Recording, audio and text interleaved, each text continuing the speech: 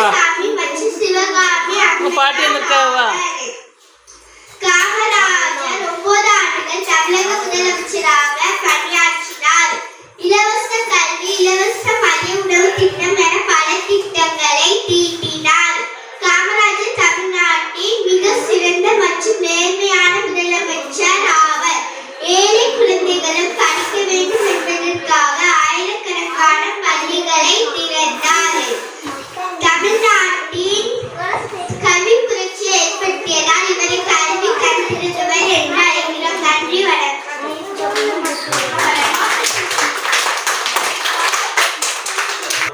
அனைவருக்கும் வணக்கம்.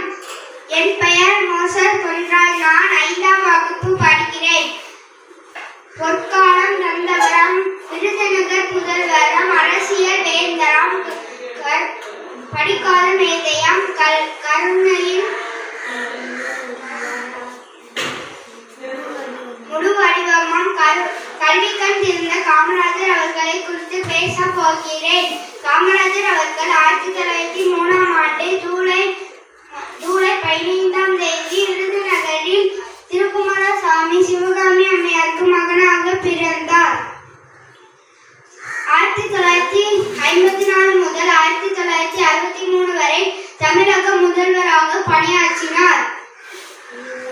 இலவச கல்வி, இலவச மதிய உணவு திட்டம் போன்ற பல திட்டங்களை தொடங்கி வைத்தார். இதனால் கல்விக்கண் திறந்த காமராஜர் என அழைக்கப்படுகிறார். தொழில்துறை, அணைக்கட்டுகள், மின் திட்டங்கள் போன்ற பலவற்றை தொடங்கினார். கடைசி காலம் வரை எளிமையாக வாழ்ந்த காமராஜர் 1975ஆம் ஆண்டு செப்டம்பர் 2 அக்டோபர் 2 மறைந்தார்.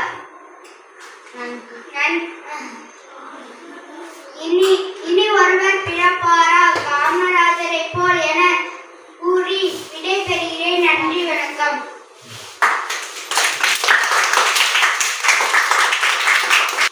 என் பெயர் ஈசிகா. நான் 3ஆம் வகுப்பு படிக்கிறேன். நான் காமராஜர் பற்றி பேச உள்ளேன். இவர் தமிழ்நாட்டில் விருதுநகர் மாவட்டத்தில் பிறந்தார். காமராஜரின் தந்தை குமாரசாமி, தாயார் சிவகாமி அம்மையார் ஆவார். நன்றி.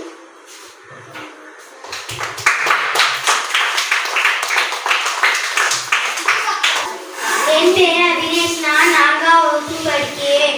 நான் காமராஜர் பற்றி கவிதை பேச வந்துள்ளேன். காமராஜர் ஜூலை 15ஆம் தேதி பிறந்தார். வெள்ளை ஆடுகளுக்கு மட்டுமல்ல, வெள்ளை மனதிற்கு சொந்தக்கார அவர். நேர்மையின் சிகர அவர். எளிமையின் அவர். பல பள்ளிகளில் படிக்காத மேதை அவர். பல தலைவர்களை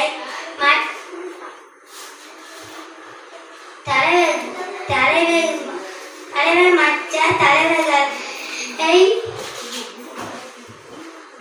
உருவாக்கிய அவர்தானே எங்கள் காமராஜர். நன்றி, வணக்கம்.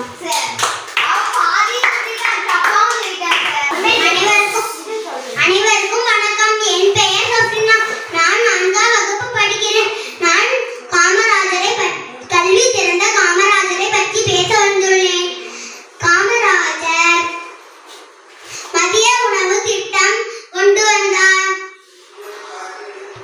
காமராஜர் மக்களுக்காக பாடுபட்டார்.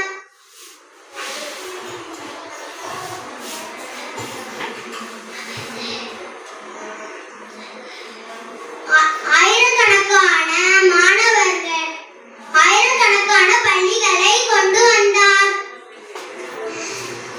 காமராஜர் நம் நாட்டின் முதலமைச்சர் ஆனார். நன்றி, வணக்கம்.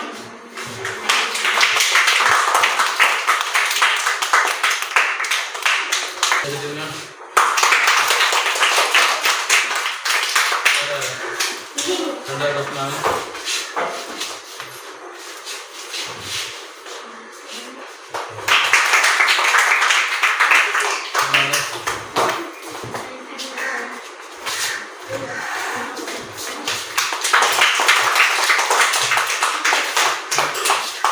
நாலஞ்சு.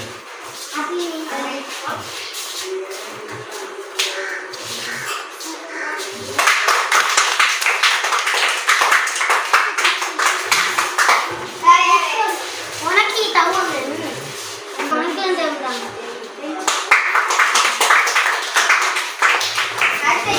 ஈஸியா இருந்து போடுமா? இதை தேவைப்படுமா? சரி கதை தெரியுமா?